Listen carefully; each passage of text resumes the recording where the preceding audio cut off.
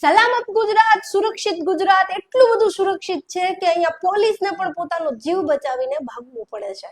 પાટણ જિલ્લાના ચાણસ્મા તાલુકામાંથી આ દ્રશ્યો સામે આવ્યા છે. કોઈ ભાવેશ રબારી નામના વ્યક્તિના ફાર્મ હાઉસ ઉપર અજાણ્યા શખ્સો તલવાર ધાર્યા અને લાકડીઓ લઈને હુમલો કરી દે છે. ઘરના માલિક પોલીસને ફોન કરીને બોલાવે છે, પોલીસ આવી પણ જાય છે, પણ જેવા આ આતંકવાદીઓ ઉતરીને આતંક મચાવવાનું શરૂ કરે છે, પોલીસને પણ પોતાનો જીવ બચાવીને ત્યાંથી ભાગવું પડે છે.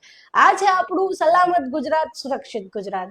હવે ગુજરાત ખરેખર ગુજરાત છે કે નહીં એ પણ હવે ક્વેશ્ચન માર્ક બની રહ્યો છે, કારણ કે ગુજરાતમાં હવે હરિયાણાની ખાપ પંચાયત જેવા ફરમાનો સમાજની મિટિંગોમાંથી નીકળી રહ્યા છે.